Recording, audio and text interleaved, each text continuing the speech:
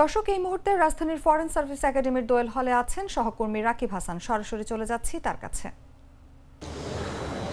একটু জানিয়ে দেই, সেটা হচ্ছে যে রাজনৈতিক দলগুলোর সঙ্গে ঈদের পরে দ্বিতীয় পর্যায়ের যে বৈঠক, সেই বৈঠক ইতিমধ্যে শুরু হয়ে গেছে। রাজধানীর বেলু রোডের ফরেন সার্ভিস একাডেমিতে বেলা 11টায় বৈঠক অনুষ্ঠিত হবার কথা থাকলেও 11টার কিছুক্ষণ পর একে একে রাজনৈতিক দলগুলো আসতে শুরু করে এবং আমরা যেটি দেখেছি যে 32টি রাজনৈতিক দলের মধ্যে শুধুমাত্র জামায়াতে ইসলামের প্রতিনিধি ছাড়া প্রায় প্রত্যেকটি দল কিন্তু এর মধ্যে অংশগ্রহণ করেছে।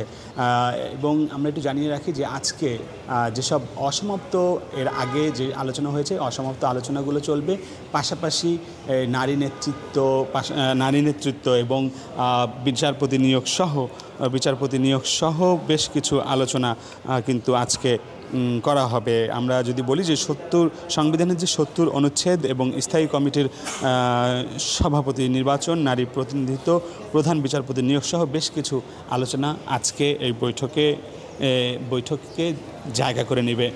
পাশাপাশি বৈঠক শুরুর আগে জাতীয় ঐকমত্য কমিশনের সহসভাপতি অধ্যাপক আলী রিয়াজ বলেছেন যে যদি রাজনৈতিক দলগুলোর সহযোগিতা পাওয়া যায় তাহলে আগামী জুলাই মাসে যে জাতীয় যে সনদ তৈরি করার যে দাবি তোলা হয়েছে বিভিন্ন রাজনৈতিক দলগুলো থেকে, ছাত্রদের পক্ষ থেকে, সেই জুলাই সনদ প্রস্তুত করতে পারবে বলে তারা মন্তব্য করেছেন অধ্যাপক আলী রিয়াজ।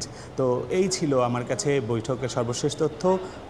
পরবর্তী যে ব্রিফিং আমরা হবে বেলা 1টায়, সেই ব্রিফিংয়ে আমরা পরবর্তী যে নাটা জেলি আর পানীয়র এক অসম কম্বিনেশন ড্রিঙ্কো। চিল থাকতে চান? ড্রিঙ্কো চাবান।